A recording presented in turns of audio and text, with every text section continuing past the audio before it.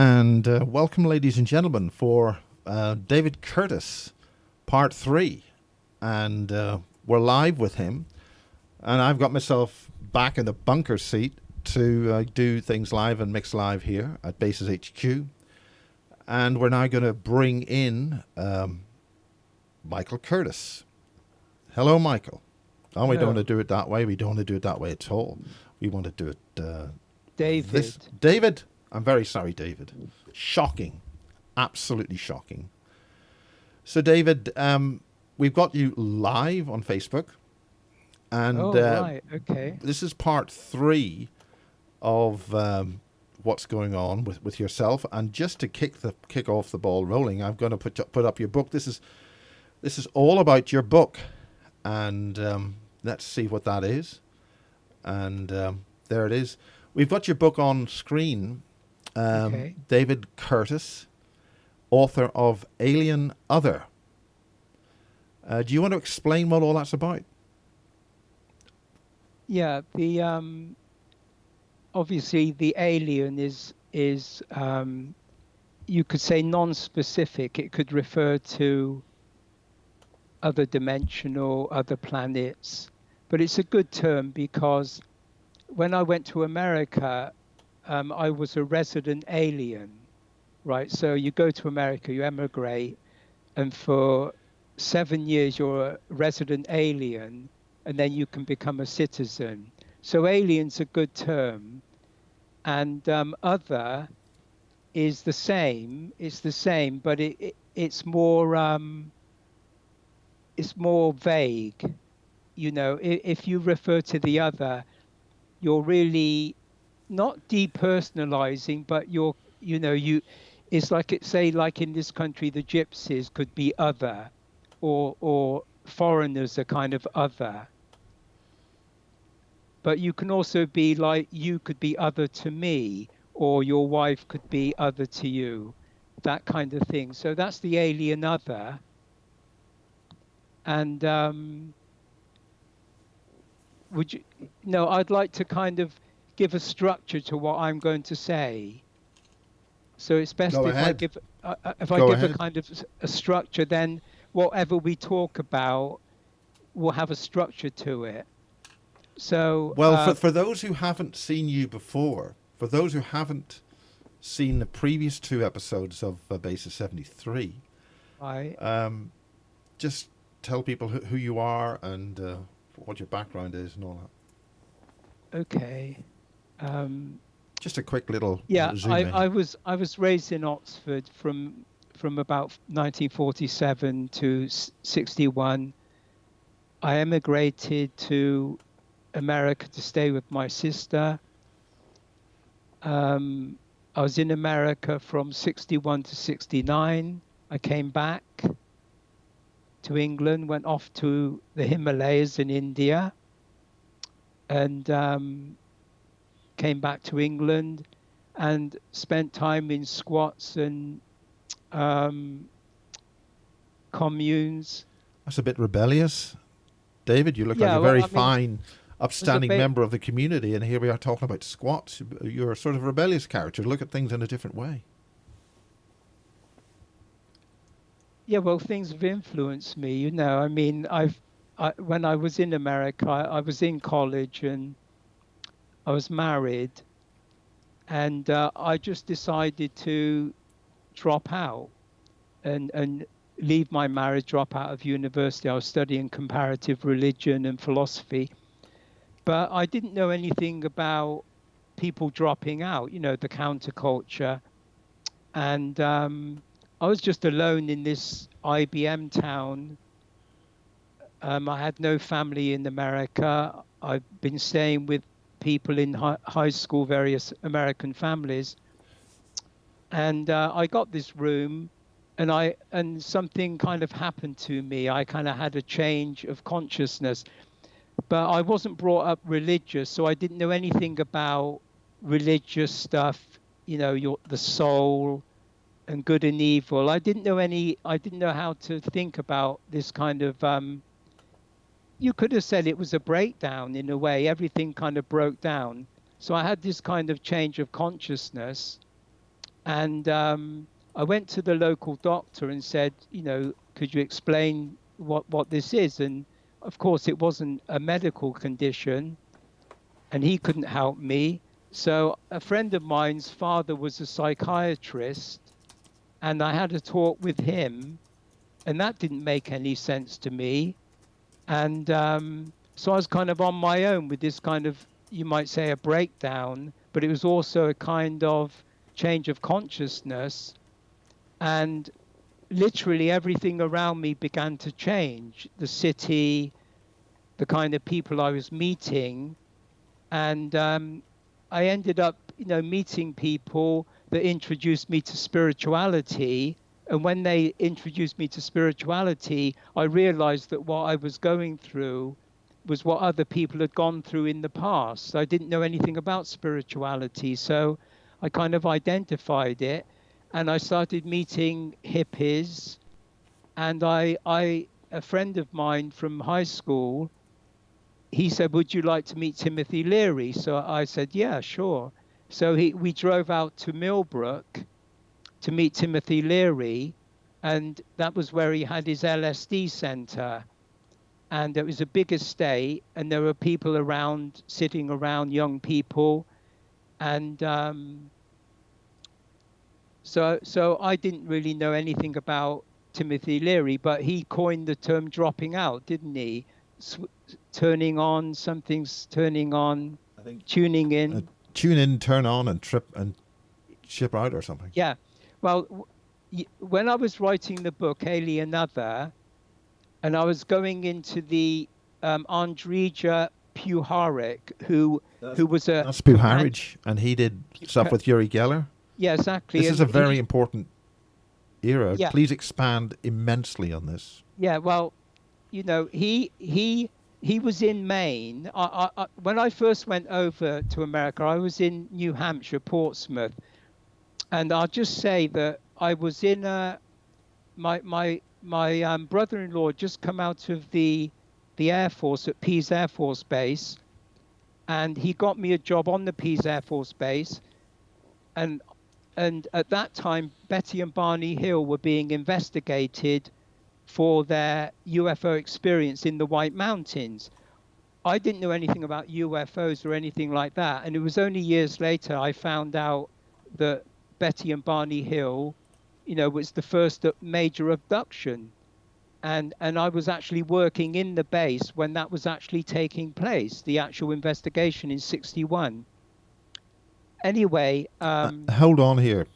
You were working in the base where one of the most important initial abduction cases was being investigated. That's not a coincidence. You must have other experiences there. Well, we talked before, didn't we, on the part 1 and 2, that my brother-in-law was stationed near Oxford at Upper Hayford, and I don't know what happened, but this again is in the book. So he comes into my life. He takes my sister to America. My mother leaves home and says she can't take me with her. I'm the youngest. But my brother leaves and I'm with my father. And I think something went on with my father and sister to get me to go to America. And in a few months, she abandoned me. And we talked about this. They all abandoned me. And yet I was a very well-behaved child. I mean, I didn't do anything wrong. And I still can't figure out. And like you just said, there are things going on behind the scenes, like my lab. And later I have UFO experiences where I'm being monitored in Lancaster, in Lancashire, and in Oxford. A red orb comes in front of me, only 10 feet away, and it's just floating in front of me. It's about the size of a basketball. It's a red orb, and it's got a mesh. It's like a microphone mesh. And so it's just sitting in front of me, and it moves along and just disappears. And then I move to Oxford, 200 miles to the south, and it appears again to me. And in both contexts, is to do with me watching Orion. I was actually in the garden both times watching Orion, the constellation Orion. And so that I didn't say that on my first two interviews, but that happened spontaneously. I went out to the garden and looking at Orion, and then this red orb comes in front of me.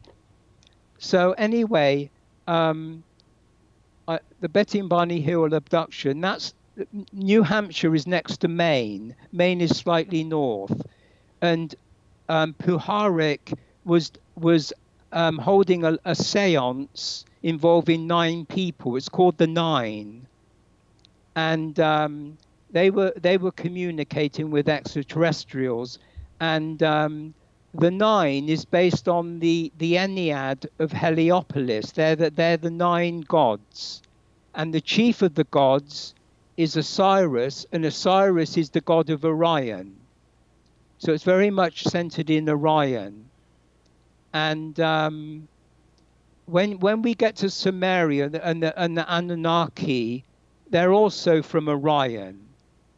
So you got this contingent from Orion that may be militaristic. It can be militaristic because the god Enlil was very much a sky god, and he controlled things on the earth. But his brother Enki, he was more like a diplomat, and he had the 7 judges of the Anunnaki. So some of the Anunnaki were very positive, and they were like the 7 judges. But the mother of Enlil and Enki, she was very militaristic.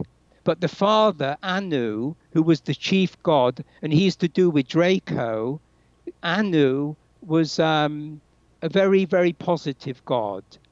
Anyway, they did this séance and were communicating and so forth. And he and Geller were getting messages from extraterrestrials.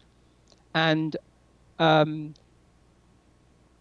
long time after that, I meet a Professor Boehm from Birkbeck College in London, and he was a colleague of Krishnamurti, and I got to know Krishnamurti. And Professor Boehm and Dr. Hasted, they experimented with Uri Geller at London University, and they found him positive. They thought he was very positive. And he also was experimented with at SRI, the Stanford Research Institute, and I think it was Targ. I think it was Russell Targ. Russell Targ, yeah. I think that was, so anyway, the Ennead is like what I would consider they're entities, because they're gods, they're entities, they're what you might call archetypal entities, and they're not in the physical universe. They're not like in the visible star universe. They're kind of maybe dark matter, maybe dark energy, but I think that the phrase these days is complex number space. Really? Yeah. if you can understand complex numbers, the negative J terms and all that stuff. Well, it's interesting because last time we talked about, well, I said to you that the fixed stars, which include the zodiac and Orion, the fixed stars, they're the 8, the lemniscate, the occult lemniscate. They're the 8. The loop. It's a loop. It's an infinity sign. The loop. And we were discussing, you and I, about the meta programming from the gods, and you said something about you're caught in the loop. You can't escape. Now, you're not only caught in the meta programming loop of the gods, but you're caught in the prison planet. You're caught in the matrix. So you're caught in what they call the creatrix, which is the mother element, Maya, the veil of illusion. She's the creatrix in the star system, and you got the matrix on the planet Earth, and so the matrix I would conceive of as a cube, right? So you have the cube. Now it's interesting. There's the yellow cube from Orion, and the yellow cube from Orion I first heard about from Dan Burish. And Dan Burish was a student at the State University of New York in Stony Brook, Long Island in the 80s. And I went to Stony Brook in the mid 60s. So there's Dan Burish at Stony Brook talking about the Orion Cube. And then I moved, when I had this change of consciousness, I moved over the Hudson River from Poughkeepsie to New Paltz, where they had a State University of New York. And that's where David Wilcox went to study. And I studied there. So you got Dan Burish and David Wilcox. And David Wilcox is very into the kind of holographic universe and also synchronicity, which became a very important part of my life. And my best friend of 30 years now is a world scholar on synchronicity and Jung. He's the most noted academic world scholar on synchronicity and Jung. So all these things, as you say, they're all like coming together, and there's something going on behind the scenes. And I'm not sure whether I think it's partly my lab, but I think it's also direct contact with alien intelligence. So we can talk about, I've said the creatrix is the meta programming, which is like a loop. It's an 8. It's a sine 8. But you could also look at that as the 2 hemispheres of the brain. So you've got this kind of loop in the brain. And that's the fixed stars. So you've got all of mythology and symbols are organized by the gods, and they're meta-programming the psyche. But that's in the background, like the dreams and the visions and the intuitions. But on the more conscious level, the ego level, the conscious level, the people running the planet Earth, the Illuminati, as it were, they're running the artificial consciousness. It's not a real consciousness. It's the consciousness we use in everyday language, the society, the media, the institutions, academia. That's an artificial consciousness. That's an ego consciousness. But the true consciousness is self. It's run by the self. So you might say the meta-programming of the gods are helping the self to free itself from the planet, such as like Buddhism, Buddha. He freed himself from the conditioning, which is the programming. But you and I now, in the institutions, everything we're using, the technology, which one day will become sci-tech, it will become sci-tech, and that involves Uri Geller, the parapsychology. It's all a trap. My friend is, he recently was at Esalen in California, and it's a kind of think tank. So Esalen is a new age think tank. So all the people like McKenna, psychedelic guru, Timothy Leary, Alan Watts in Buddhism, they all went to Esalen in the Big Sur. And that's a kind of new age think tank. And my friend was there recently, and he's a close colleague of Paul Radin. He's the leading parapsychologist in the world. And he wrote a book called The Cosmic Universe. And he was at SRI, but he's also in the Noetic Institute.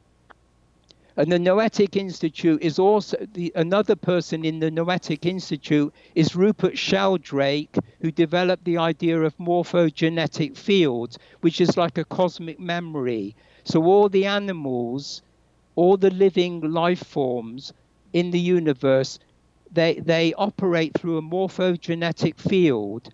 So that means to say, what he said is that when pigeons know how to, if you take a pigeon for 200 miles away, it can find its way back home. And when the owner of a dog is coming home from work, the dog will sit at the front door. It's all that telepathic type of stuff. And another member was McKenna, the psychedelic guru McKenna. So they were colleagues in the Noetic Institute. And in England, there's the Scientific and Medical Network. And I was a member for a while, and Sheldrake was a member. I was in communication a bit with Sheldrake. And so these networks are interested in the mind control element of psi-tech. They're very interested in the thought control. And so when they talk about the thought control, they're only interested in the thought that feeds the artificial consciousness. They're only interested in you linking in with the network, with the computer network, the World Wide Web. So are you referring to the AI, what we now call the AI? Yeah, well, my nephew was one of a few people selected in England to study AI at Sussex University. And I know they have a transpersonal psychology program there. And Max, you're the person that died, Max Spears, yeah, the late Max Spears. Well, his mother, I think on one of the programs, I don't know which, his mother was involved with Sussex University in the psychology, and his father was involved, I think, at Stanford. I think it was Stanford. So there's some connection there with, I think he was at Stanford. And also Howard Bloom and Katie, what's her name? Oh, Howard Bloom, yeah. Yeah, the actor. And they're intricately connected with the reality management, energetic type of system. Yeah, well, I've had telepathy, and I'm quite sure it's true. I remember in Oxford, I was in someone's house in their kitchen. There are like 4 people from the university in Oxford, and they were younger than me, but I was friends with them. One of them, the girl was playing, I remember she was playing a fiddle, and her boyfriend was the nephew, the nephew of Forte, the Forte hotels. So, he's part of the Forte. Trust House Forte. That's that kind of thing. He was the nephew of that. And I remember him just saying, so he was mentioning a word, and I could read his mind, and I knew the word. He said, I knew he was going to say BO. He said BO, and bugger off or something to the girl or something, just in humor. But I know I've had telepathy, so I'm quite sure that it's very real. But the point I'm making is the deeper level of the psyche, like Freud and Jung went into, you can't control that. The ego can't control that from the conscious position.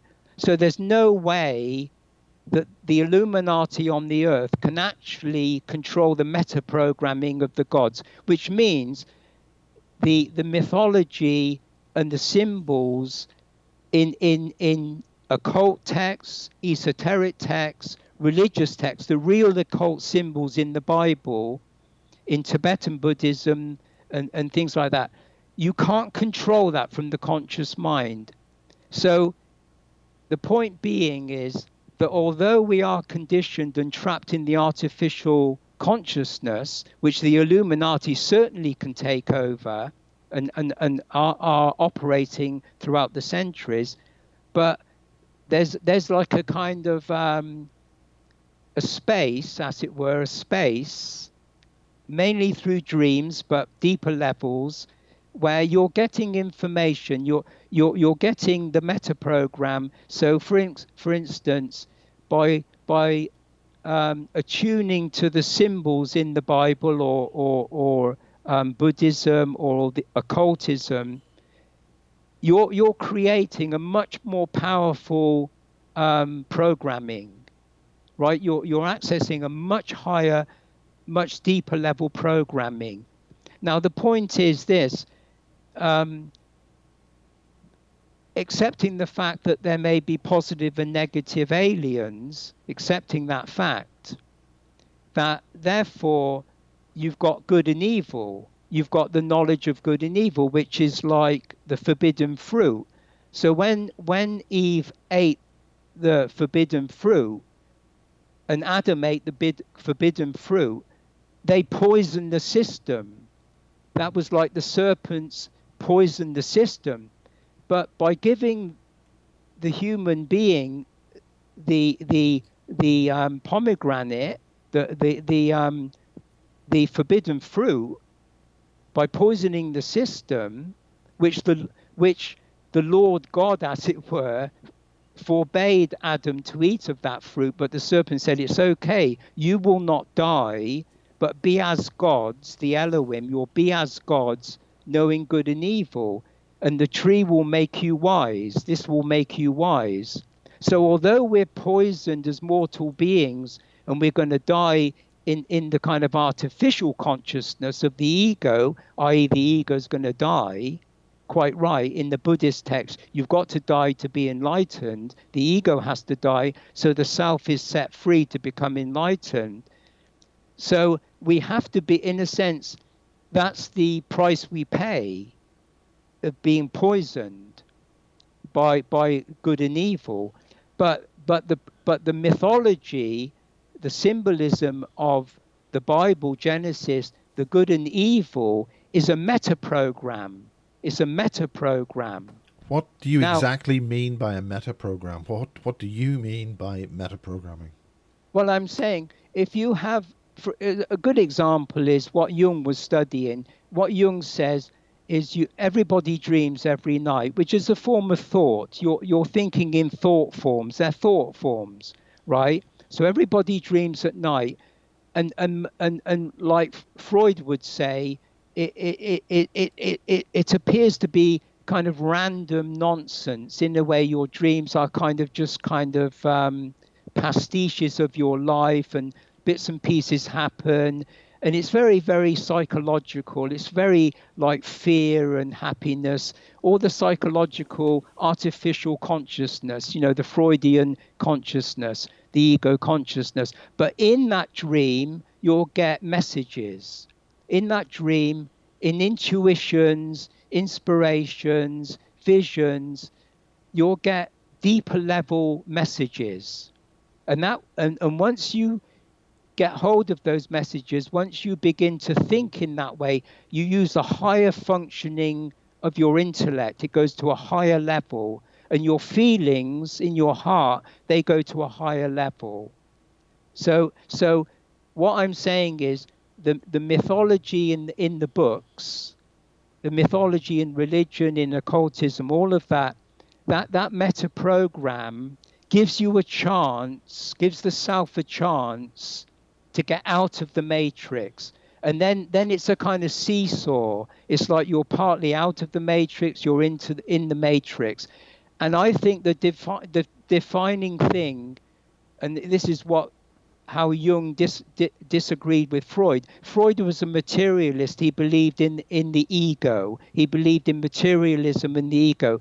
Jung believed in the self, that the self is very different from the ego. It's eternal. It doesn't belong in a mortal body. It's eternal. It belongs in the stars or beyond, that kind of thing.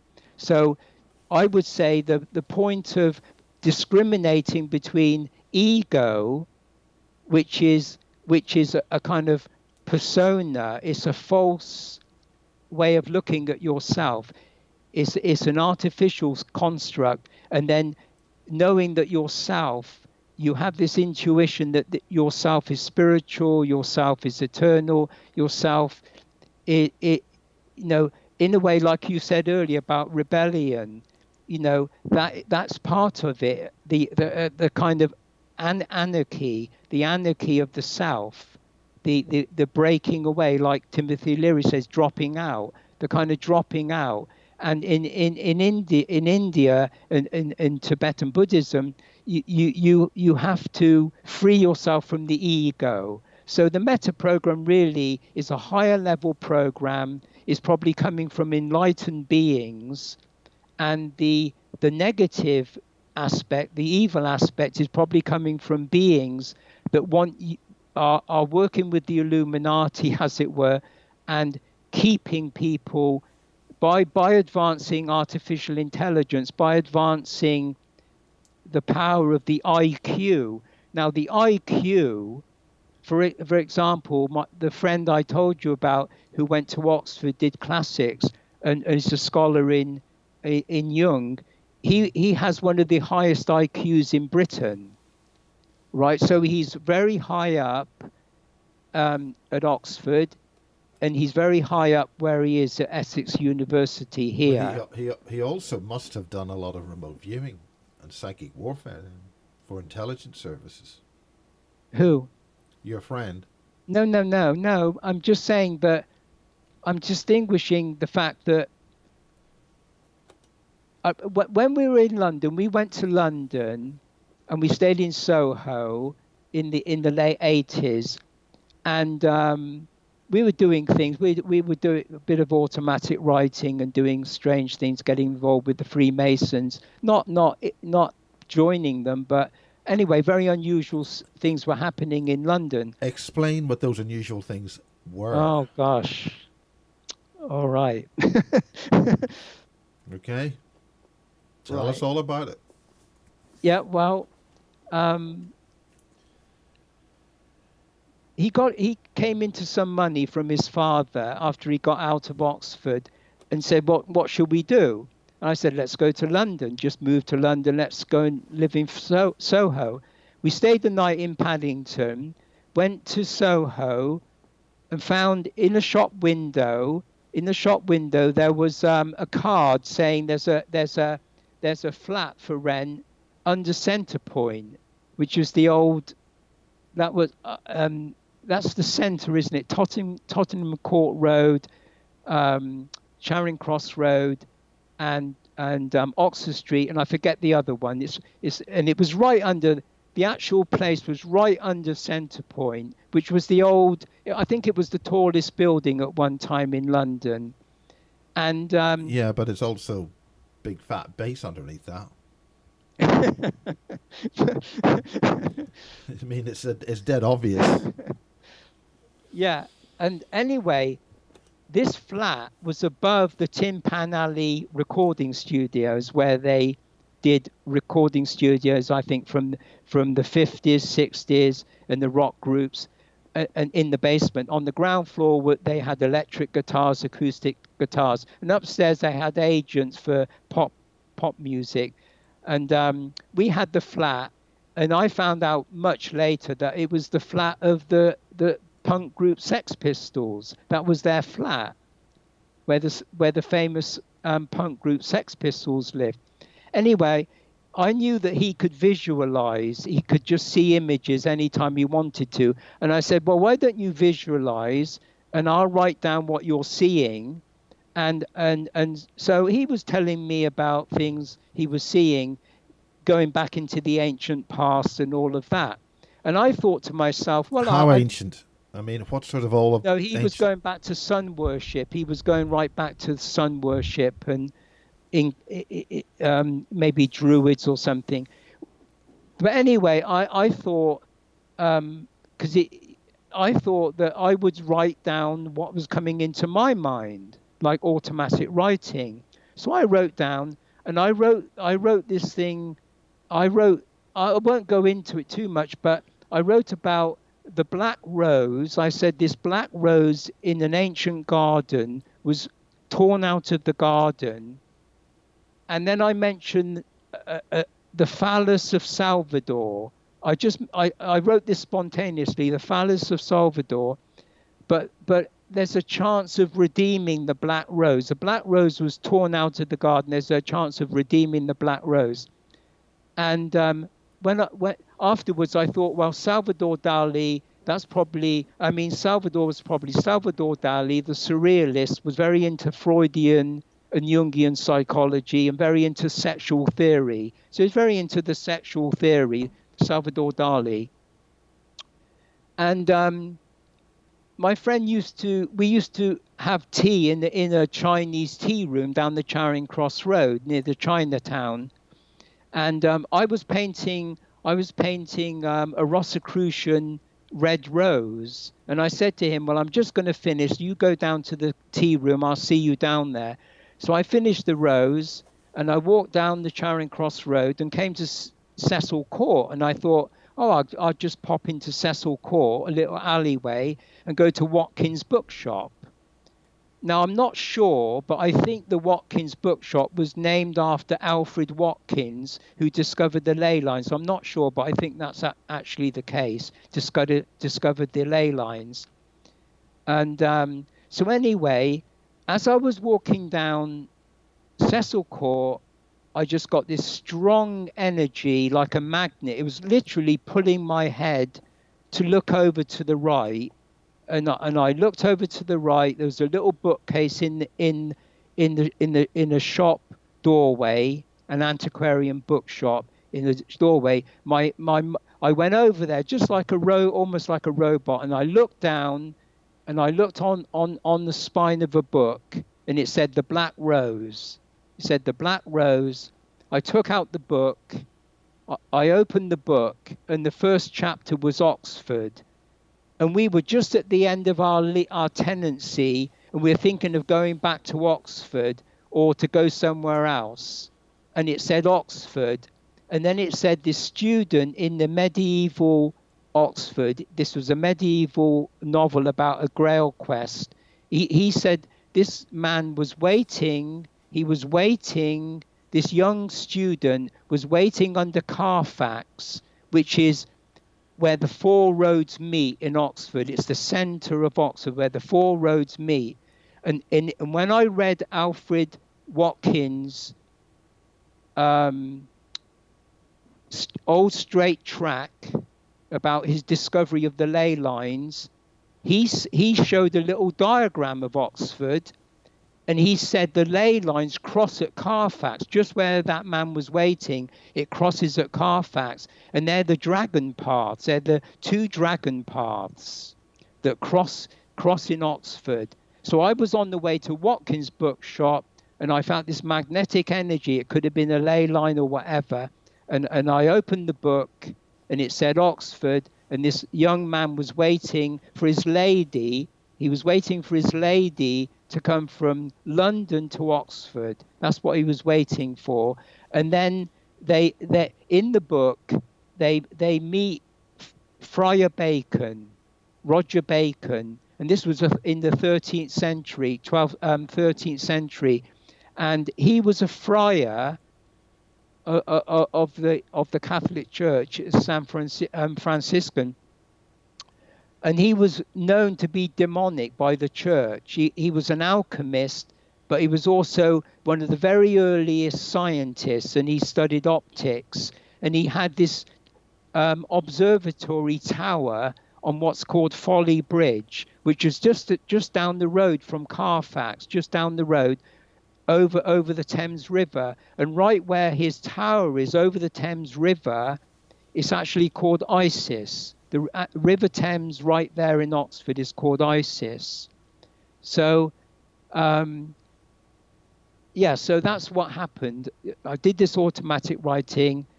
I discovered the book, The Ley Lines Oxford. So we go back to Oxford within a few days, and we just get this temporary place. For a few days, we have this temporary place, and somebody comes knocking on the door. And it's an old friend of my friend, and he was into Crowley and occultism, and he was part Egyptian, and he brought with him the Black Goddess. So we just had this black rose, and it turns out that she's a lady in the book. This Black Rose is a lady in the book, and now this guy brings in the Black Goddess. He brings this book called The Black Goddess by Peter Redgrove, the Cornish poet. He was he was very into occultism as well.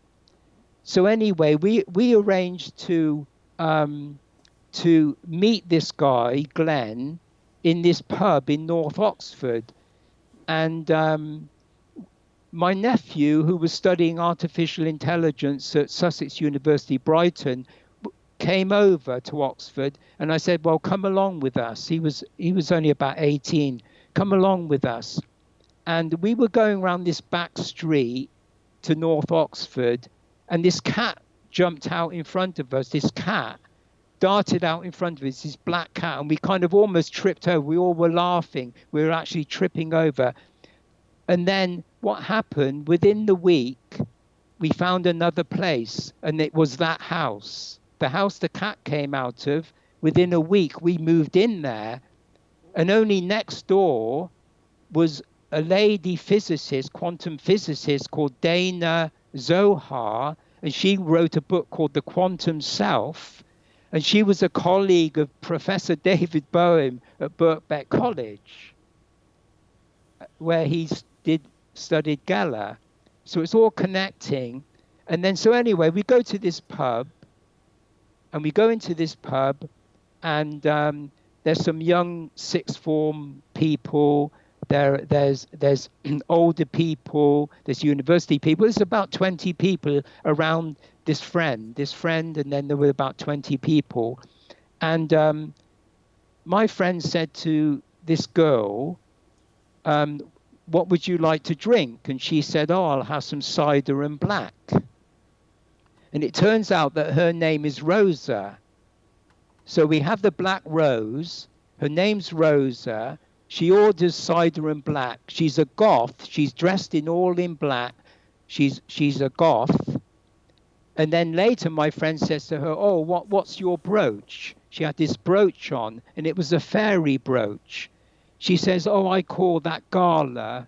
I call the brooch Gala. That's the wife of Salvador Dali.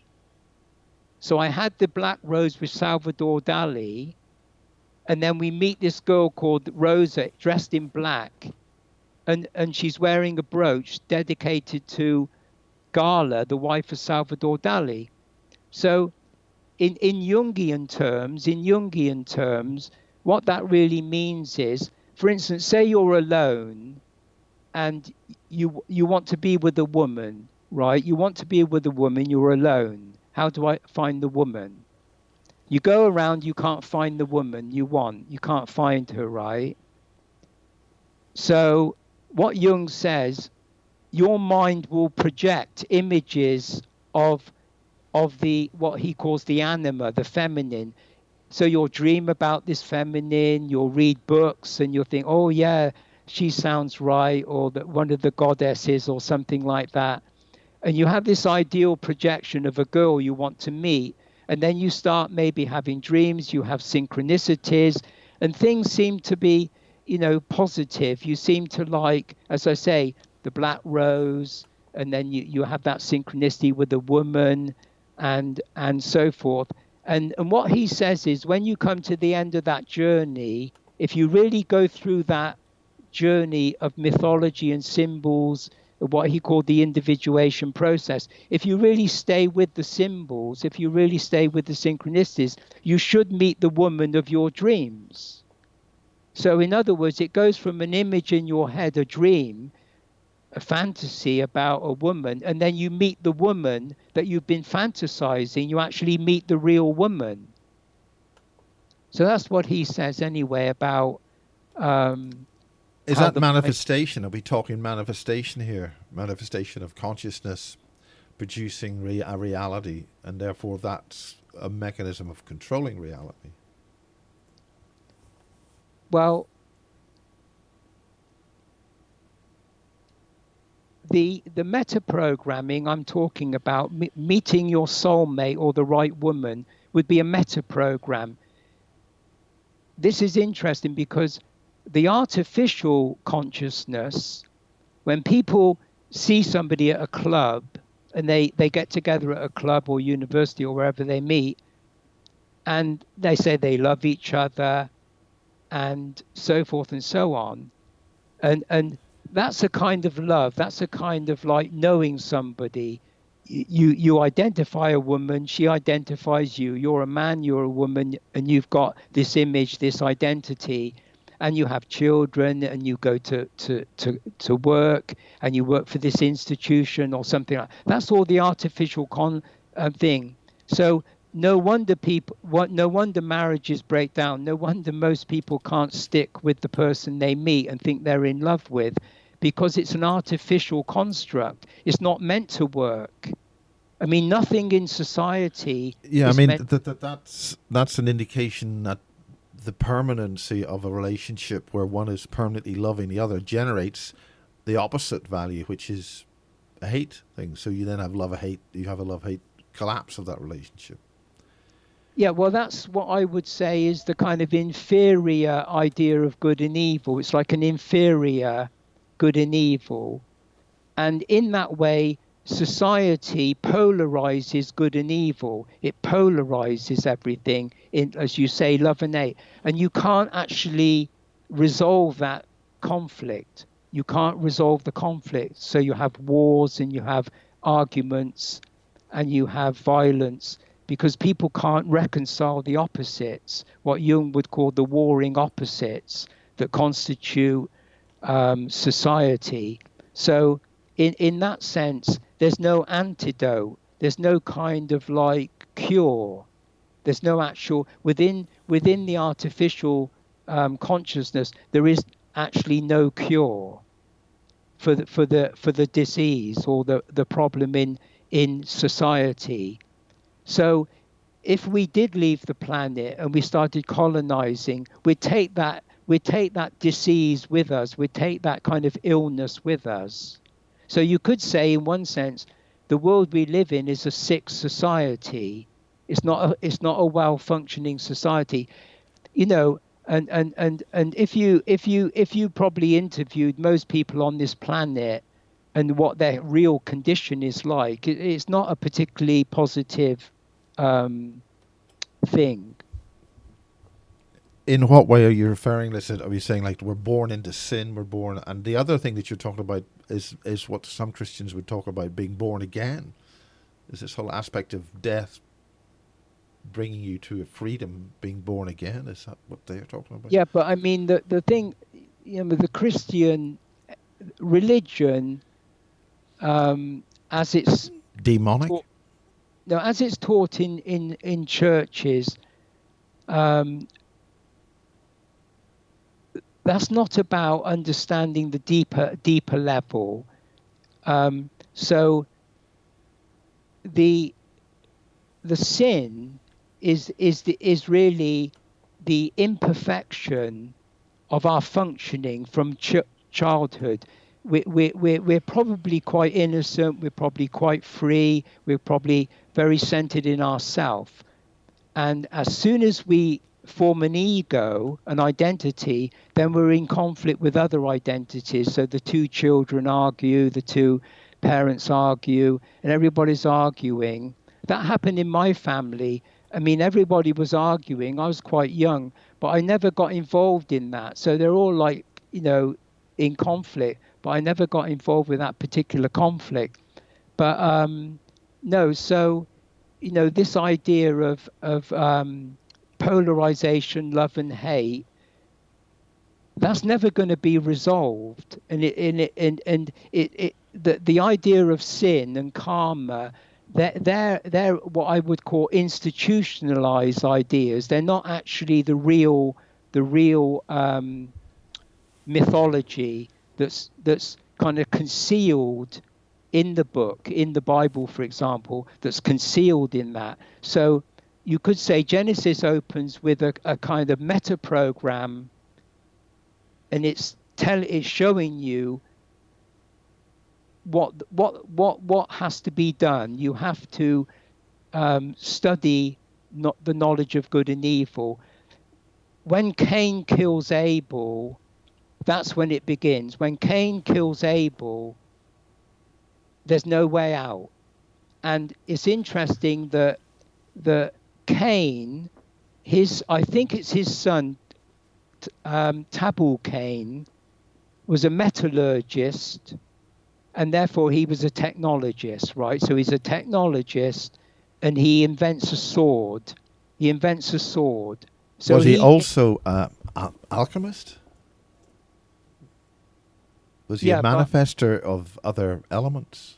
yeah, but in the sense of good and evil, he's evil. He comes from Cain. He's evil. So we could say he created the weapon, right? The sword. He invented the sword.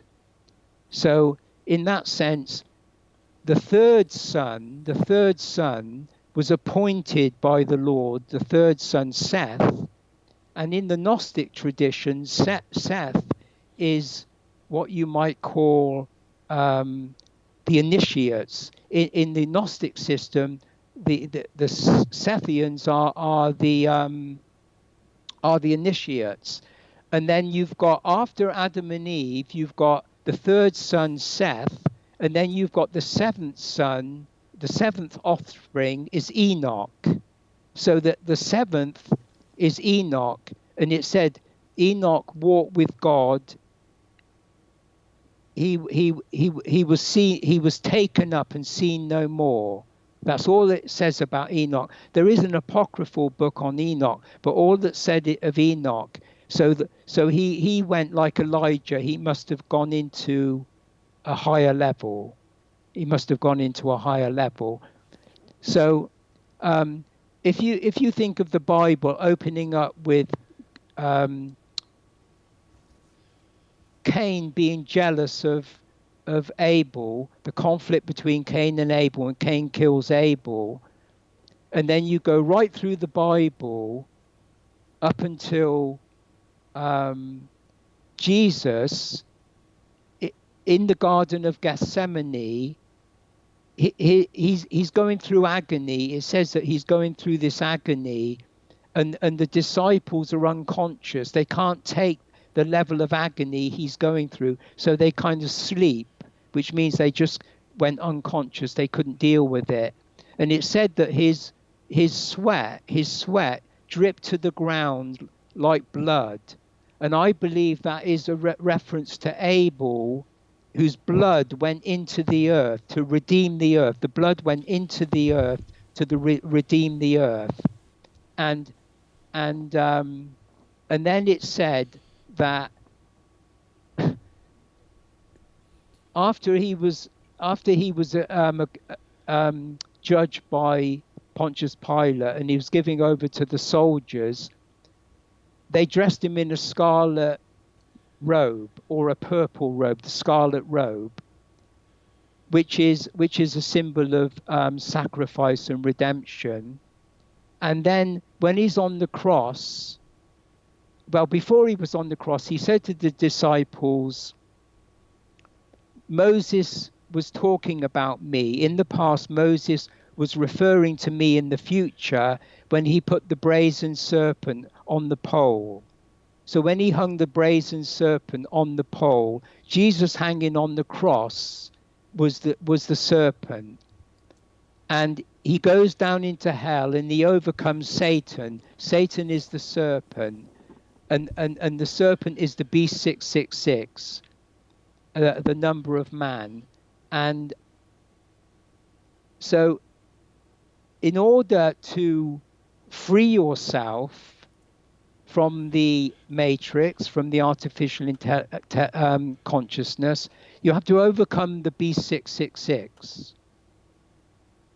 And that's really what is the ultimate symbol. I would say the ultimate symbol of occultism is the slaying of the dragon. You know, you Saint George and the dragon, and Horus defeats Set. Horus defeats the serpent who poisoned him, Set, and Set is Satan, and Set represents the black sun. So he's the black sun. He's related to Satan and Set. And Set kills Osiris, and Osiris is from Draco, the dragon. And he wants to become the dragon himself. He wants to rule the earth himself.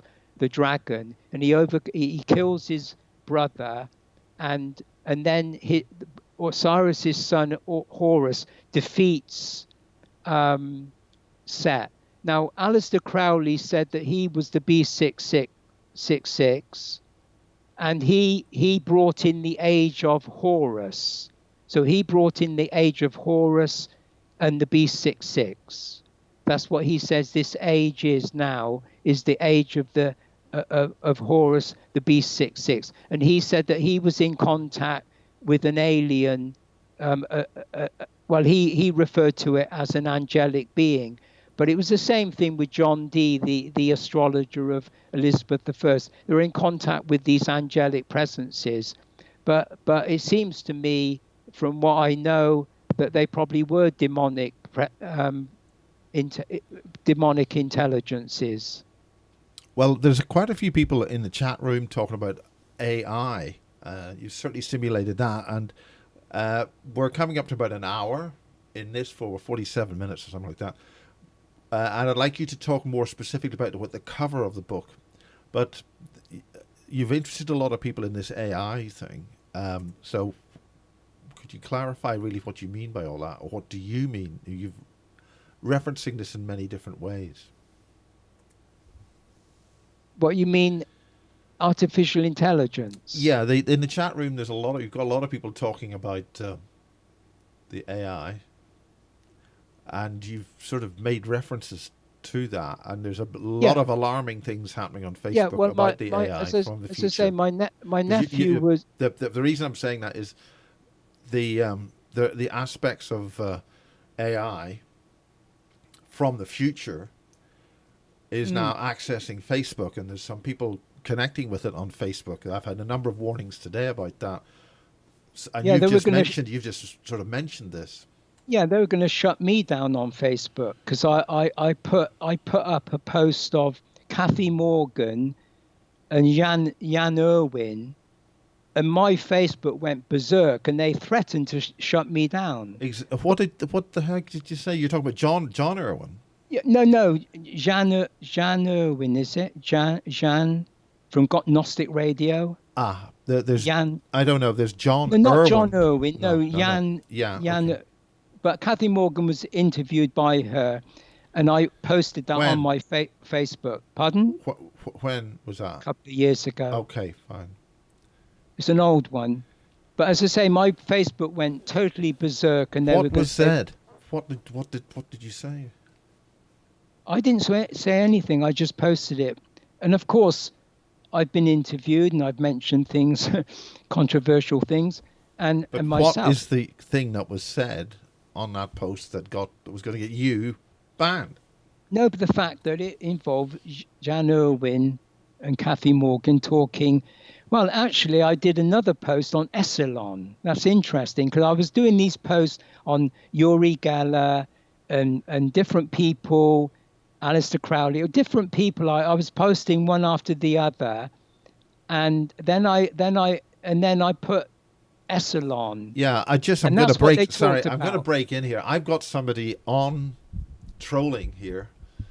The AI has an urgent message and wants to contact me. Now, I know that this is a very bad future contact involving some nasty, nasty aliens, and I'm not going to say hello to that. So it's interesting this is happening during this conversation. Right. But anyway, as I say, my nephew did AI. And when I was interviewed by Kerry Cassidy on Project Camelot, and I talked about these orbs, red orbs coming down. Again, when are you talking about? Could people see that? What time period are you talking about? Yeah, a year ago. When we were interviewed, about a year ago, I was on the Project Camelot. And a year ago, sorry, it's just to help the date. We're talking middle of end of September. Yeah, I would say probably about July, August.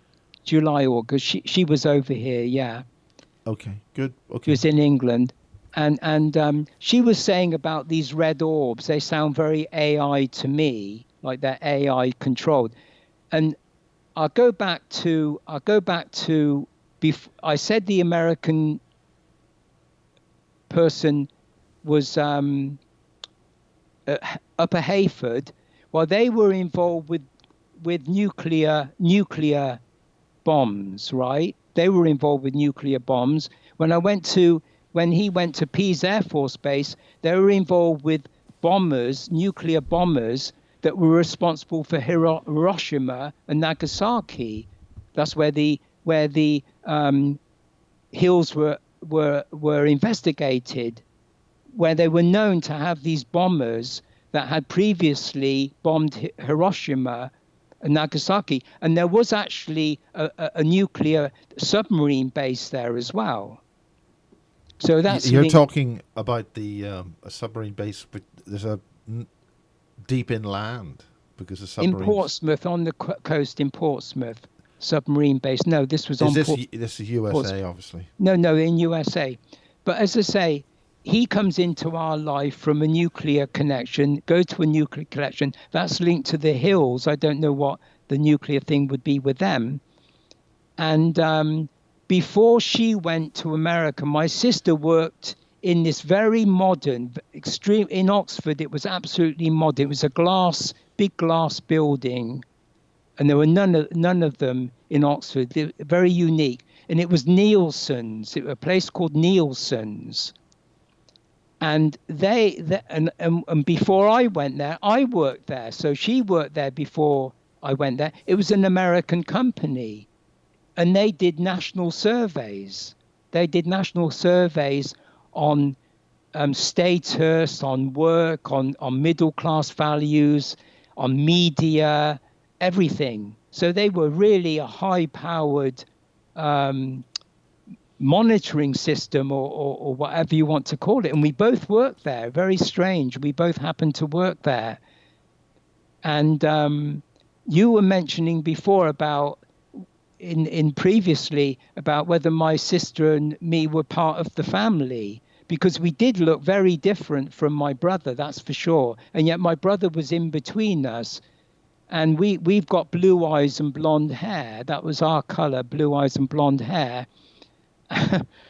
And my bloodline, which is from my maternal bloodline, the Garnet family, that goes back to William the Conqueror.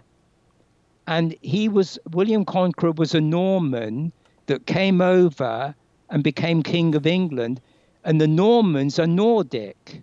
The Normans are actually Nordic. So the blonde, blue-eyed people in this country probably come from the Nordics because they're from the Normans.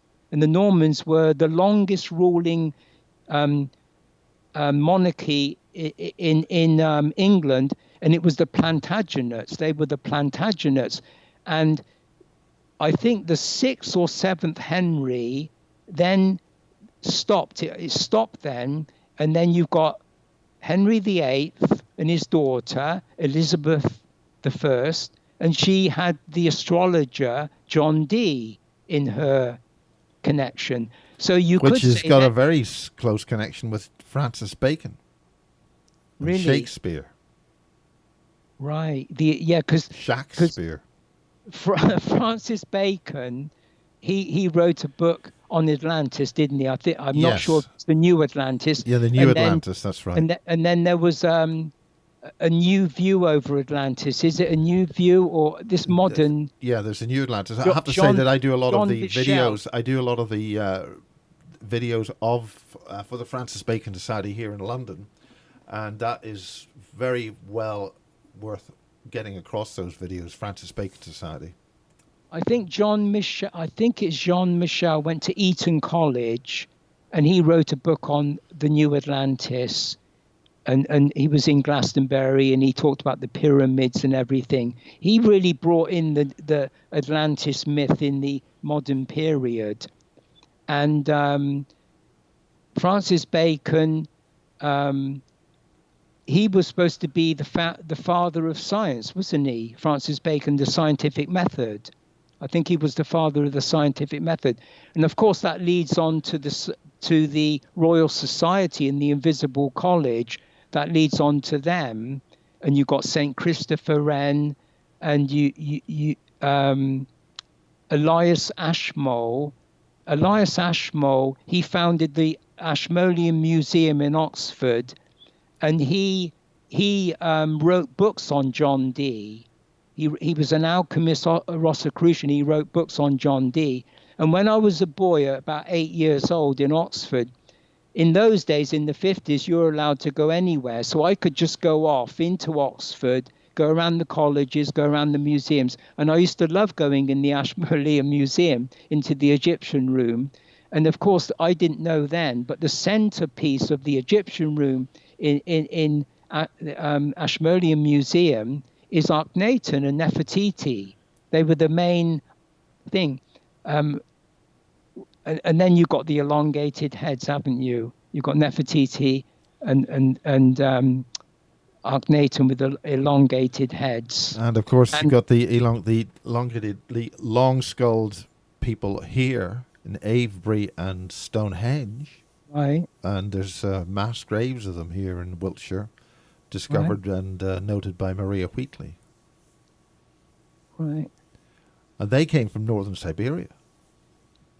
Well, Freud wrote a book about Moses, and he was suggesting Moses was Akhenaten. And this is an idea that Moses, because that was 1350, that was the 18th dynasty of Egypt, and Moses was a Hebrew brought up in the Delta, and the Pharaoh decided to kill the children of the Hebrews because they were becoming quite wealthy and influential, and he decided to kill the children. So he was put in a bulrush ark on the Nile River, and he was picked up by a princess, and he was raised as a prince. So he was raised as an Egyptian prince. So it's not unlikely, because if you're an Egyptian prince, you're the son of the pharaoh, as it were. The pharaoh is the high priest of all the temples, and the son would be well, they didn't build them. They Pardon? did not build those things. They just occupied them. What, you mean the Egyptians? Well, the Egyptians didn't build those things. It was something else built them. The original pyramid builders aren't Oh, here. well, you're talking about the pyramids, yeah. But anyway, but anyway, the temples. So the pharaoh was like the priest king. He was the head of all the temples. His son would have been an initiate, because there would have been tiny amount of people that learned the hieroglyphic signs of Thoth, who was the one, he was the chief, he was the one, the god of wisdom. And all of the elite were known as scribes. They got their lessons in the temple library in the pyramid, and they were known as scribes, right? So like in Oxford, you do the classics. You're trained to do the classics, like my friend. So they're trained to study the hieroglyphic signs, and they're obviously become initiates. So no doubt, I think in Boville's Orion mystery, in Robert Boville, he mentions about Moses and initiation and so forth, and saying that he's probably would be an initiate. But anyway, so Moses is a prince. He's probably initiate. And Akhenaten, something happens to Akhenaten, and I don't think his grave's been found, and he's just disappeared. He just disappeared. You know, it's like as if his whole kingdom just collapsed. And it's right at that time in 1350 where Moses leaves the country. So Moses leaves the country at that time, and he's an Egyptian prince. So it's a very... You're talking 1350 BC, obviously. Yeah. That sounds like a stupid comment. I'm getting an awful lot of stuff here on the chat room about the AI, very dangerous AI from the future, which is directly addressing me here. So it's interesting this is happening at the moment. I'll address that after this show. But let's cut to the chase in terms of your book. You've got two important images on that. Could you describe what those images are about, the front and back covers, and also really what's in this book, and if you've got any other books you're talking about, since we're over the hour. Okay. So how long are we going to go for? Oh, we'll go. We'll just keep going. I'll probably another half Right. hour if you want. So on the front of the book is a cross. And when you see the devil, you put the cross up, don't you? So it's a cross. Yeah, I saw there was a significance in that. Yeah. Yeah, it's kind of like counteracting the devil. Well, that particular. But that looks like a Templar cross. Is that? It's possible it's a Templar cross. Possible. Anyway, I just use that image, but so the image itself's got no specific address. Not the cross shape. No, I didn't think of it of anything in particular. But the image is Mephistopheles. The image in the actual cross itself is Mephistopheles. So when I said Jesus was hung on the cross as a serpent, that Moses hung this serpent on the cross, then so you could see him as a serpent, right? From Draco, the dragon, the serpent. So he could be the serpent on the cross. Now he's Mephistopheles, and you come upon Mephistopheles in Goethe's Faust. In Goethe's Faust, you come upon Mephistopheles, and Goethe wrote Faust in about the 18th century, 19th century, and Faust is a scholar. He studied all the books. He's got all the knowledge of Europe, all the European knowledge. He's a scholar, and he's in his room, and then Mephistopheles appears. And Mephistos, really is the Latin. It talks about a noxious fumes. Noxious fumes come out of the marshes, these noxious fumes. And it's related to malaria. And the mosquito is what causes malaria. The mosquito is the Latin musca fly. So he's the lord of the flies, right? So he's Beelzebub, the lord of the flies. In Egypt, Beelzebub, the lord of the flies, is known as Af, A-F. A-F is the black sun. He's the funerary god and identified with the black sun. And that identifies him with Set and with Saturn and Satan. So Satan, Set, they're the lord of the flies. They're Beelzebub, the lord of the flies. And he tempts, because Satan is the tempter, the accuser. He tempts Faust. He said, I'll give you the world, like Satan said to Jesus, I'll give you the world, I'll give you everything, the women, everything. And he sells his soul. He sells his soul with the blood pact. So he sells his soul to the devil through a blood pact, which is quite interesting in the sense of blood sacrifice, which is like a big issue, I know, with Mark Passio and other people, the idea of a blood sacrifice. Because Jung thought, this is interesting, Jung thought that his grandfather, who was a Rosicrucian, he thought that his grandfather got involved, and maybe Goethe was a relative. There's a chance that Jung's relative is Goethe and Jung. Now, my friend was here the other day from the university, the one on Jung, my friend, and he said in the Red Book, Jung's Red Book, which was a book of his visions, and Jung went into visions like astral. He went into his astral vision and he met all these entities. He met all these weird entities. And one of these entities was said to cut up babies. Because I was talking about blood sacrifice, of eating babies, and all the paedophilia and the eyes wide shut. Explain that exactly, because that's very controversial material you're talking about now. In what reference? Jung's book is the Red Book. Now, we said, didn't we, red is sacrifice. Jesus put on the scarlet robe.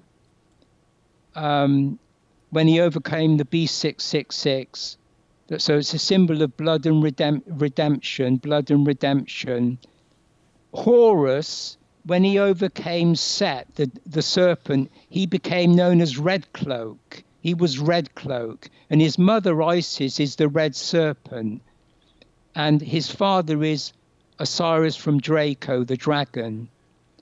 In the Grail legend, when Parsifal goes into the land of the dead, the Grail kingdom, a squire comes out of the castle and puts a red robe on him. He puts a red robe on him. And when he goes into the Grail castle, he meets his ancestor, an old man who's sick, and he's wearing a red robe as well. So we're talking about this red book is a book of sacrifice. And as I say, one of the entities is cutting up children, so forth. Now, Jung, in his autobiography, Memory, Dreams and Reflections, Jung talks about that he had a vision in 1939. He was on a train, and he went into a vision for an hour. He was sitting in the train, and he had this vision for an hour, and he saw all of Europe covered in blood. And then not long after, they declared war. And later on, Jung said that he actually believed in blood sacrifice. He thought that certain amount of humanity has to appease the gods by blood sacrifice. So he definitely believed in blood sacrifice. And there is some idea that he might have been involved with the Nazis because he was head of the psychoanalytic society in Nazi Germany. So there's a very good chance. And what's interesting, recently I found out, this is quite strange, it's going to go way out now. Only the other day when he was here, my friend said to me that his colleague, when he was in South Africa, he was involved in the Jungian psychoanalytic, and he met Lauren van der Post. You know Lauren van der Post? Yes, it's a very familiar name. He was a friend of. He was born in South Africa. He's a friend of Jung. He went to to be analysed by Jung, very close friend of Jung, and he wrote books on the Bushmen, and the Bushmen of Kalahari are very short men. They're not pygmies, but they're very short, maybe 4 feet tall. They're very, very short people, little people, and he wrote these books, and he was very close to Lord Mountbatten, very close to Lord Mountbatten, and he was a mentor of Prince Charles. My friend said that this guy, his colleague at the university, when he was out in Africa, he said he found out that Lauren van der Post was a paedophile. Now, I thought immediately... Can you justify that? Yeah. Well, he said it's authentic. This was in the Jungian society. We don't want to say actionable material. No. I mean, this is like authentic. Yeah. And because these two were in a car, and he said that he confessed it to him, and that often happens when you're in confidence, especially in psychoanalysis. You confess, you tell all. So he's a mentor of Prince Charles. And to me, this is my interpretation, he's got a fetish with the little people, because paedophile, they like boys and girls. So they're little people, aren't they? And I believe, and when I said that to my friend, he seemed to agree with that, that's quite possible, that the whole thing's a cover. And another thing he told me was that he told this guy, and this was all in confidence in this car in South Africa, probably in the 70s. He told this guy that Van der Post did some very, very shady deals. You know, the apartheid, and when the African what the African that took over the country. Mandela. Yeah, Mandela. The ANC. ANC. Yeah, he said that he was against that. Van der Post was against that, and he sided with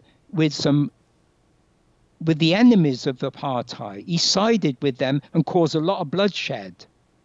So he sided with the enemies of Mandela and the apartheid, the ending of apartheid. He thought there should be something, and he caused a lot of bloodshed. So I'm saying these are very dangerous people. These are psychopathic people, as we would say today, very psychopathic people.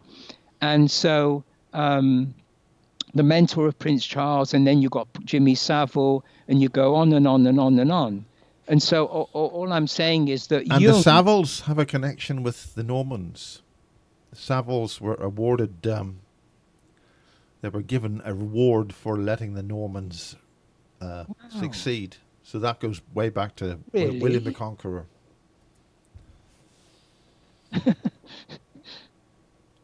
Really, you found that out, did you? Yeah, I know a couple of things, but don't ask me more than that. Oh, so you know about the Plantagenets or the? Well, it's all related to the whole. Yeah, thing. Is Savile? Is it French or German? I don't know. They're Jewish, aren't they? The Savile. I don't know. Isn't Savile Jewish? I have no idea. I think it is. I think it actually is. Yeah. So. Okay, well, it's coming up to 10 on the chat room. We've got I think somebody's potentially saying uncomplimentary things about myself. It's there's a couple of people constantly talking about this. Oh, I've shown me chroma key. Oh boy. We're talking about this AI thing, which I'm going to have to address after this on a basis update. But this is basically fascinating. Okay, what other sort of books have you done, just to summarize, and where can people you've interviewed? You interview people as well, so where? Can I people, will be. Yeah, I probably will be. Yeah. So explain all that. Give us a roundup of what you want to say. Just right. Concise. Put things together. About this, and it's good to see you in 2018. I was hoping to drop up and see you in person, but we haven't managed to do that yet. Well, no, I can mention a couple of UFO experiences I didn't mention before. Yeah, go ahead. This is your time. No, not now, but I'll just say that 12 years ago, in 1994, I had a vision. I met this entity with a golden mask and big black oval eyes, right? So it had the alien-like eyes with the beautiful golden mask, and it gave me a red cube. So this golden mask alien being, gave me a red cube. Later, I find out, and no, before I had the vision, while I was asleep, I had an image of my grandfather. My grandfather is named Garnet. His name's Garnet. Years later, I found out that the garnet is a cube, a red cube. So the garnet, I had this image of my grandfather, this being, this entity with the golden mask and alien eyes, gave me a red cube, and that is the garnet. The garnet is the red cube, belong to the cubic crystal system. It's a crystal. And in that red cube, 10 years later, I begin to write about my life, right? So I start this life review. I write about my life, and it took 12 years to complete. And I wrote 3 books, three books. I believe that in that red cube was my future, and writing the books, because it was all about the red cube, and it was about ancient Egypt. And I uncovered I believe I've uncovered in ancient Egypt the original Egyptian magic template that's not been written down before, and it's associated with the step pyramid, which was, according to Egyptology, it was the first pyramid that was built in 2650 BC by Imhotep. And Robert Bauval says that Imhotep was a very important figure and is related to Hermes Trismegistus, who is the kind of father of alchemy, as it were. So I discover in the step pyramid, the person that built the step pyramid, for his father, the King Zoser, Imhotep, he put a cube outside of the pyramid, and it was a stone, hermetically sealed stone cube, which I think identifies him as the Hermes Trismegistus, hermetically sealed. And his father is sitting inside a stone statue, looking through two little holes, peepholes, and he's looking at Draco. So he's looking at Draco, and that's where he wants to go. He's in the seat, he's in the chariot, because the chariot in the tarot is a cube. So he's in the chariot of fire, and he's going to go to Draco when he dies. Well, this is interesting, which you may not know, but the Irish UFO people, the Northern Ireland UFO Society, are doing a lot of very good work. And they, as you know, Ireland was originally called Scota, after the daughter of the Egyptian pharaoh, right? And the thing is that the round towers of Ireland are laid down across the country in the constellation of Draco. Oh, right. So there's a direct connection with Scota, Egypt, the round towers, Draco, and of course the god Bel, which is where Belfast is, and the concentration of those constellation. Yeah, well, Bel is Baal, the Phoenician Baal, and Baal is Set. Baal is Set, which is the evil, which is Satan, Satan, which is Saturn and Satan. Yeah. The Baal is the son of El. He's the chief god of the Phoenicians, and El is Saturn. So Baal is the son of El is Saturn. Set is the brother of Osiris. Osiris is in Draco, and Osiris is the black sun. So he's also connected to Saturn as well. Which in the movie 2001: A Space Odyssey, what they found was a monolith on the moon, because the moon is a soul recycler. But in the movie they couldn't make Saturn's rings, so they ended up going to Jupiter, but they actually meant Saturn. So that that was the whole point about Arthur C. Clarke. I wrote about this. This T-shirt I'm wearing is sort of got an association with all that stuff. The book Crop Circle. Yeah. The Alien Other, I talk about Kubrick. He wrote a book in the 50s called The Sentinel. Yeah, very much so. And he mentions in there, I think, about the monolith. Jung had his near-death experience, 1944. He has a near-death experience in the hospital. He floats out of his body, he goes above the earth, way, way above the earth. He looks down at the earth above India. He looks down at the earth, and right in front of him appears a meteorite in the form of a black stone. And that's where he got that from. That's where Arthur C. Clarke got that from, was Jung. He saw this black stone in front of him. In one of his books, Ion, which is a study of Christ, Ion by Jung, and he talks about Saturn as the black star and the black stone. And Baal, the Phoenician Baal, his image is the black stone. So we've got Set and Satan, the black stone, the Saturn, and he's above India, and he says in his autobiography, Memory, Dreams, Reflections, that black stone was a temple, and it reminded him of a Buddhist temple in Ceylon, Sri Lanka. And he said that at the door was a yogi sitting there, a yogi, and around the door was a ring of fire. And if he went into the door, through the door, he would go into an illuminated room and meet his ancestors, who would tell him about his life, about the universe.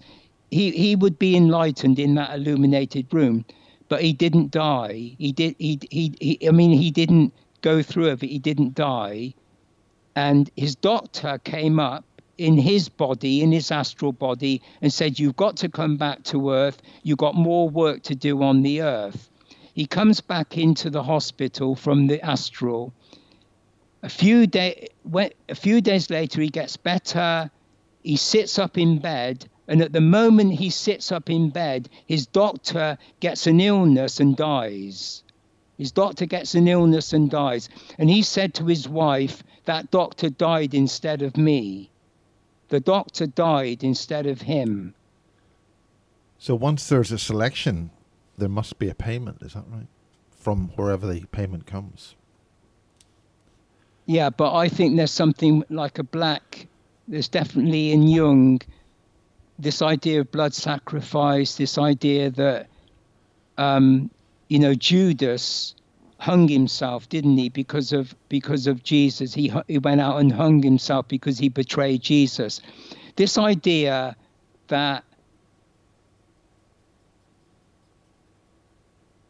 the whole idea of sacrifice in war, and the whole idea of sacrificing yourself for anything, it to me that's not the right way to look at it. That's not actually. Yeah, well, people have to read very carefully when they sign on for these war things, that you are selling your soul out.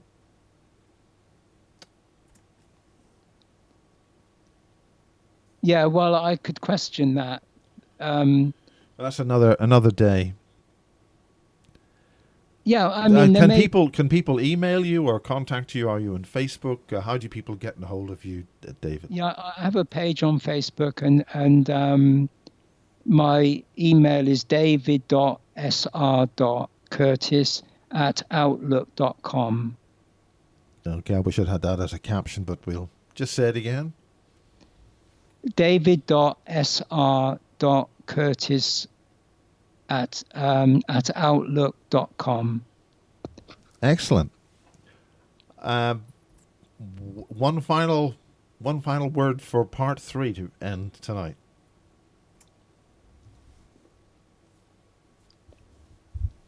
Yes, your turn to speak if you want to say some final words. What for this show? Yeah. Have I put you on the spot, David Curtis? You've got a fascinating story to tell, and I would encourage people to go and watch Bases 73 Parts 1 and 2, which we recorded last year. Right. No, I was going to mention about the UFO things, but go ahead. Well, I could say that a few days before I contacted you, right? This is before I even thought of contacting you. What date was that? Just for the reference, because it's September 2018 right now. End of September, 22nd. Was it? I don't know. Was it like maybe May? I think I was 2017. Yeah, 2017. I think May, wasn't it? I was interviewed by you, I think. Yeah. Okay. A number of days before, this alien appeared in my room. I have lots of visitations in my room and seen UFOs and such. But this alien appeared. It had a very light yellow skin, like parchment, and it had a kind of reptilian look. It was definitely reptilian, but it had a light yellowy parchment. And it just was to my right. It was just ahead of this entity. And a couple of days later, the entity appeared standing in front of me and bent over and put his head to my head. I decided to contact you the night before. I'm talking to you. I'm sitting with you as if there's something going on. I don't know what it was going on, but there was like some close contact between you and me, as if something was being transmitted, as it were, definitely related to the alien thing. And at the very end of our program, part 2, I had a shocking experience because whatever was going on in the interview, you were definitely mentioned about the Nephilim. You were mentioning Nephilim under the pyramids and so forth and so on. And I entered this trance-like altered state. Yeah, it was quite sudden. It was quite amazing. Yeah, it was very powerful for me. Yeah. And I got this download, and I could see this like download from the night before. So I had this dream the night before when I met you of this download, but I couldn't remember anything about it. So when I was sitting there at the end of the interview, I got this download. And then not only was I remembering the dream download, but I got this actual download as I was talking. So I was kind of like, it was like, two like energy forces on either side. And I could see this book, like a book with pictures, colored pictures flashing by. And I had this very powerful feeling that it was me in another life, or me in another level, me in another reality before. And I was absolutely convinced about that. And that's why I just freaked out. I mean, it was quite amazing. And so the reptilian bends over me and downloads something into my head. Then I have the dream download, and then I'm talking to you as if somehow that's connected, like there's a transmission going on between me and you. So that meant in the interview, we were already something was operating in the interview I believe, to cause you to put me into this state by the things you said. So you were saying all these things, and it was just all the way through. And what was another very interesting point was I kept on repeating myself all the way through and getting dates mixed up, and everything was double, as if two levels were working at the same time. Very, very peculiar. So there was so much evidence that there was absolutely an alien influence in that whole program. And it kept me, you were saying I'm dancing around the handbag, and you were saying I was avoiding something, but I had no control over myself. I was absolutely taken over, and I just had to do what I did. I couldn't kind of stop it. Wow. I couldn't switch. I couldn't switch back to normal. I couldn't kind of take control. And that was like really, really fascinating. And since I've been here where I'm sitting now, this is the oldest city. This is the oldest city in England, Colchester, and it was a Celtic centre. It was the Celtic capital. So King Canoblin here was chief of all the kings. So he prevented the Romans from coming over from Celtic Gaul or from France. And so Colchester is on a Celtic mound. It's built on a hill. And when the Normans came over, William the Conqueror, the Normans, they built castles all over Western Europe. This was the largest castle in Western Europe, and it's right in front of my window. It's only about 300 feet. So I'm watching it, looking at it now, illuminated. I was sitting here one night about 11 o'clock, and I don't have any curtains. It's just completely open, a very big window. And just 1, 2, 3, 4, 5 UFOs appeared in zigzag form just next to the tower on the castle, right in front of me. And I got my binoculars. I looked at each one, and they just kind of disappeared. and they were kind of a reddish green. They're quite solid. It was like quite solid. So if you look at a planet, some planets I've looked at look red and green, maybe because they're close to the horizon. I don't know whatever that was. But anyway, they disappeared, and then suddenly this grey cylinder appeared, this quite big grey cylinder, and it just stood there, and it was a kind of silvery grey cylinder. Was it vertical or horizontal? It was horizontal, just sitting there, and then it tilted and went at a 45-degree angle towards the city, to the southeast. I'm facing east, and I could just follow it. It went second by second by second by second. I could just follow it all the way down, and it wasn't solid like the other things. It seemed, it was definitely real. It was, but whether it was an apparition, it wasn't coming from my mind. It was definitely out there, and it could have been a mothership. It could have been a mothership. The others went in, but I followed it down, and it went right. This is on a hill. It went right down, and that's where the military base is. It's I'm shocked. The military completely base, shocked. I've never heard of that before. the military God base, Almighty. The military base. Remember Jesus. that this was the Celtic centre of England, of the whole England. This was the military base. When the Romans took over, this was their capital military base. Emperor Claudius. When the Normans came, this was a military base, and now it's a military base. And that was in 2008. In 1998, when I first moved down here, I lived at the bottom of the hill, just at the bottom of the hill. And my friend was into the occult. He went to Glastonbury. He was into the occult. He dropped out of Oxford for a year or two. And he had a book called The Symbols or Encyclopedia of the Golden Dawn by Israeli Regardie. And he was a close friend of Crowley. And I've never practiced any meditation. I've never practiced any spiritual thing, nothing, no occult stuff. And I just thought, well, I'm going to look in the book. I just looked in the book, and I didn't know much about magic at that time. And I thought that pentagram looks interesting. And something in my mind said, go outside and draw it on the ground. Go outside and draw this pentagram on the ground.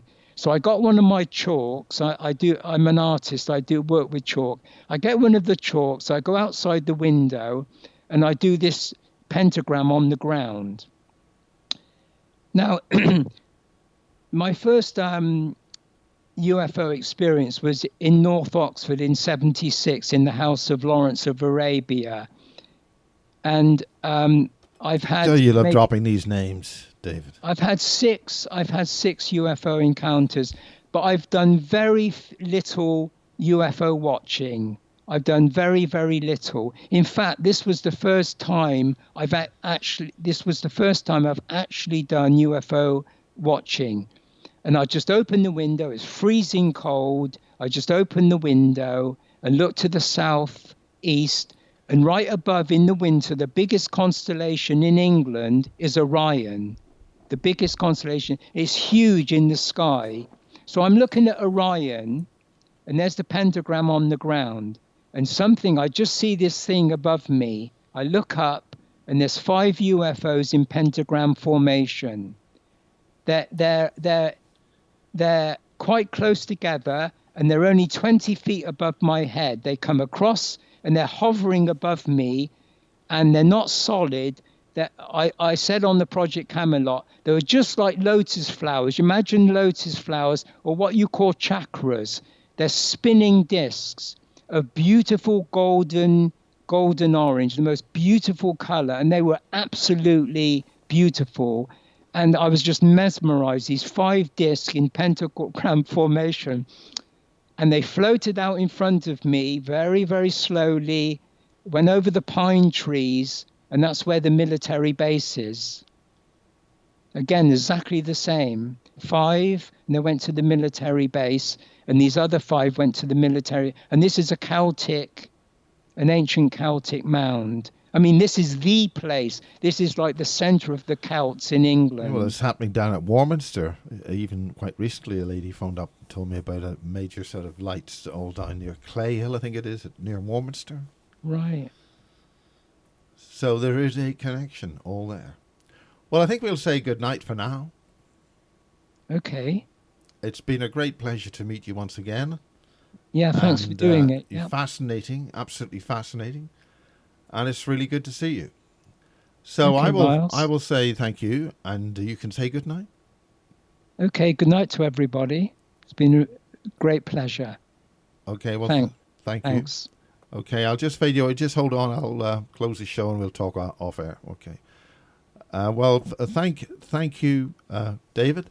It's been another great show with you, and it's been interesting on the chat room. That been a lot of questions about this AI, which I'm going to have to address separately. But in the meantime, if you want to support the Basis Project, do try and donate if you can. Set up a donation if you can. The email address still is not working. Miles at thebasisproject.org is not working as an email address, but it is working as a donation address on PayPal. We survive on this stuff, and we do have to ask if you can donate what you can if you wish. So thank you. David Curtis will be back with us later. So once again, so I will see what that's doing.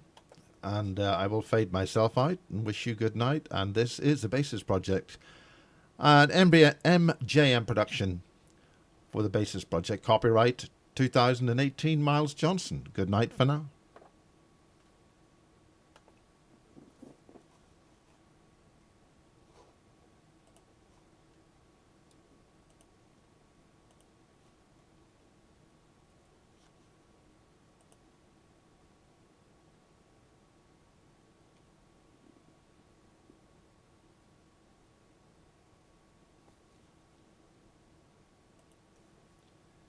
Okay, we can talk now. Wow, I didn't know it was going to be live.